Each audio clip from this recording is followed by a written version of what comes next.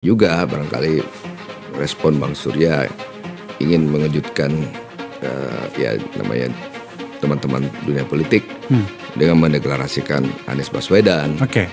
Jadi ya intinya ya sama-sama saling mengejutkan. Salah nggak salah jadikan saja tersangka, kira-kira begitu. Kan mudah. Nah, hanya nanti akan berhadapan dengan gelombang rakyat. Apakah rakyat akan terima atau enggak, itu satu. Yang kedua, bujuk Nasdem balik ke pangkuan istana. Bujuk Nasdem balik ke pangkuan istana. Kasih fasilitas sebaik-baiknya, seenak-enaknya. Ya, termasuk juga data yang pernah diungkapkan oleh beberapa survei istana yang mengatakan bahwa Nasdem terancam akan kehilangan pemilihnya, bahkan tidak lolos parliamentary threshold. Ya, survei-survei istana. Yang ketiga, kasih enak kalau tidak berhasil, kalau tadi tidak mau dilakukan, menersangkakan.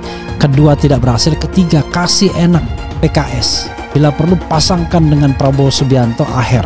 Jadi Prabowo akhir dukung penuh istana, walaupun untuk dikalahkan misalnya. Tapi paling tidak akan ada yang namanya cost recovery.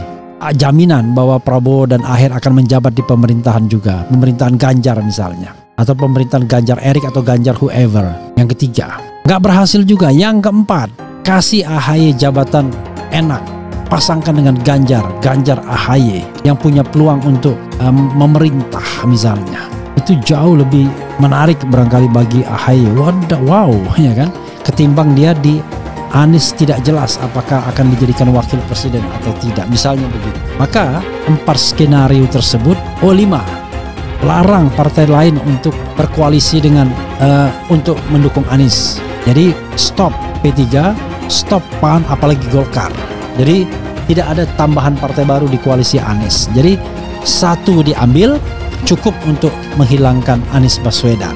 Kira-kira 5 skenario itu saja. Sana menjelang pemilu memang multitafsir, bisa terjadi di mana saja, kapan saja, oleh siapa saja. Tapi yang jelas bahwasanya pertemuan dengan Bapak Presiden Jokowi itu ada dalam waktunya relatif seperti biasanya. Cukup panjang kalau menurut saya untuk waktu seorang Bapak Presiden, ya. Lebih dari 1 jam 20 menit. Saya tidak melihat ada perubahan. Suasana penerimaan baik dalam apa saja yang saya pahami dalam pemaham komunikasi, ya, yang biasanya terjadi. Jadi Anies Baswedan dapat angin segar. Pengamat, Surya Paloh unggul 3-1 atas Jokowi. Manuver aktor dan partai politik terus gencar dilakukan menjelang pemilu 2024.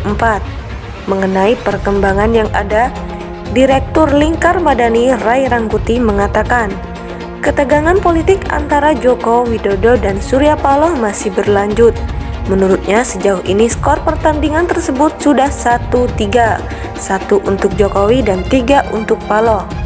Sejauh ini dapat disebut dalam skor 1-3, 1 untuk Jokowi, 3 untuk Surya Paloh, kata Ray Jumat 3 Februari 2023. Dia menerangkan 1 skor Jokowi ditandai dengan silaturahim Paloh ke istana. Silaturahim itu dapat dilihat sebagai langkah melalui Presiden Jokowi agar tidak buru-buru melepas kader Nasdem dari kabinet. Ray berpendapat kedatangan Paloh ke istana menandakan jika gerakan politik Jokowi berhasil. Sementara itu, 3 skor Paloh terdiri dari 2 skor dari luar atau bukan dari rekan koalisinya dan 1 skor dari dalam. Menurutnya, skor pertama yaitu tidak adanya pengumuman reshuffle yang disebut dilakukan Rabu Pon atau 1 Februari. Spekulasi yang beredar menyebut momen kebiasaan Jokowi mengganti Menteri Rabu Pon malah berbuah pertemuan Paloh dengan Ketua Umum Partai Golkar Airlangga Hartarto. Hingga hari ini reshuffle yang dimaksud tidak terjadi, bahkan ada kecenderungan akan melempem, ujar Ray. Skor kedua yaitu Nasdem mulai menandai diri sebagai bukan bagian dari pemerintah.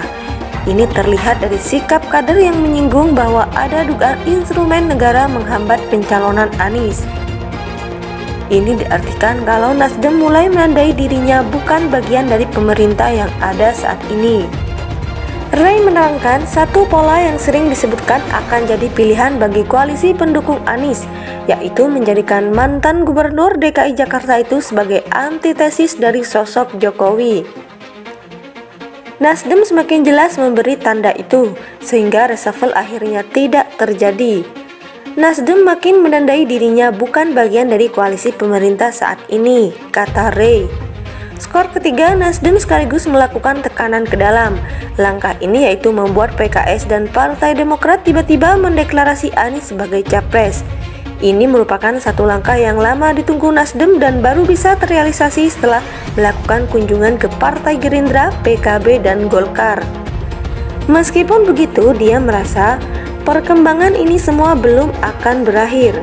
Ray menambahkan ketegangan antara Jokowi kontra Paloh akan terus berjalan seiring semakin intensifnya sosialisasi Anies ke berbagai daerah bersama Nasdem, yang bisa jadi dalam satu atau dua kesempatan akan digunakan oleh Anies untuk membuat kesan kuat sebagai antitesa Pak Jokowi itu, kata Ray.